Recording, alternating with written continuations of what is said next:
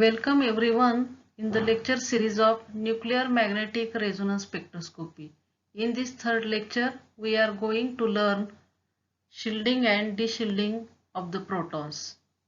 When proton is placed in applied magnetic field, then it comes under precessional motion.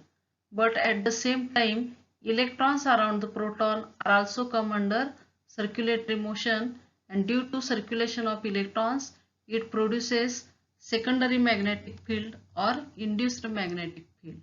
That induced magnetic field is the opposing field which opposes applied magnetic field.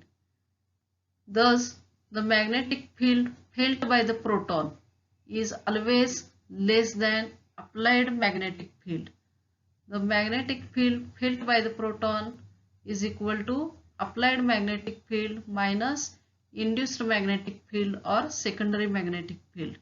It is equal to H0 minus sigma H0.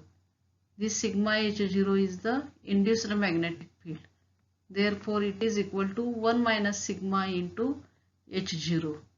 The precessional frequency of the proton is directly proportional to applied magnetic field, and for isolated proton the precessional frequency is equal to gamma H0 divided by 2 pi. But due to induced magnetic field, the precessional frequency of the proton is equal to gamma into 1 minus sigma H0 divided by 2 pi. This is the corrected equation for precessional frequency. In this equation, nu is the precessional frequency of proton, gamma is the magneto-gyric ratio, sigma is the screening constant, and H0 is the applied magnetic field strength. Now we see what is shielded proton. In case of shielded proton, it has the higher electron density around it. In case of deshielded proton, that proton has less electron density around it.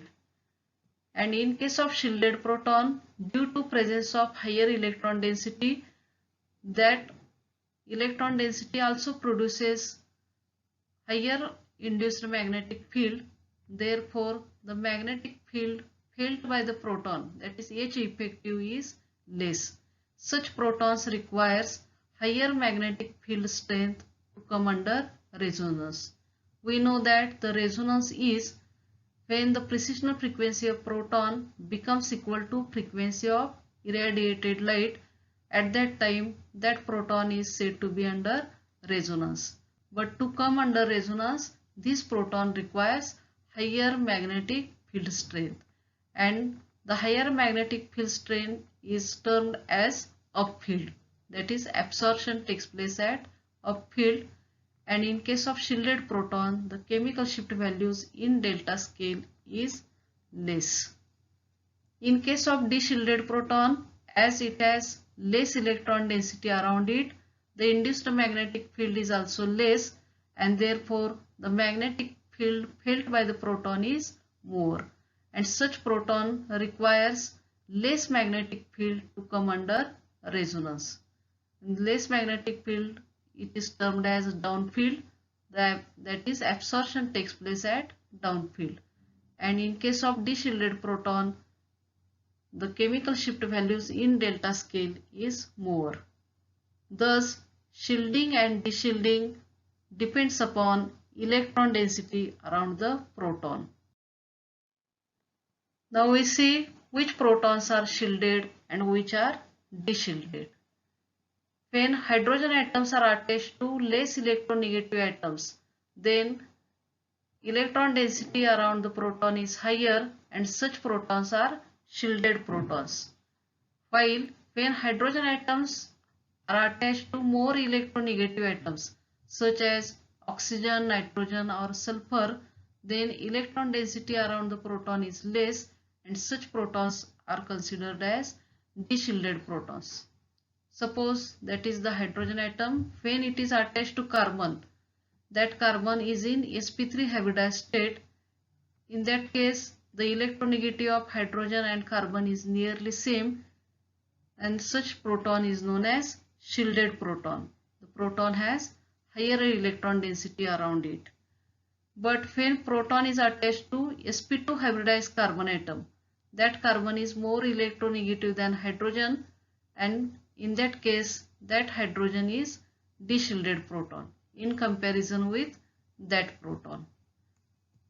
If hydrogen is directly attached to electronegative atoms such as oxygen, then electron density around the proton decreases, and such proton is also known as de-shielded proton. For example, in case of methanol CH3OH, there are two types of protons. One is methyl group proton and another is hydroxy group proton. In case of methyl group protons, hydrogen are attached to carbon atom, and such protons are shielded protons. They come under resonance later, that is, they require higher magnetic field strength to come under resonance. While OH group proton, hydrogen is attached to electronegative oxygen atom, and in that case that hydrogen atom is a de-shielded proton. It requires less magnetic field to come under resonance, and it come under resonance earlier than methyl group protons. In case of ethyl chloride, there are also two sets of protons, methyl group protons and methylene group protons.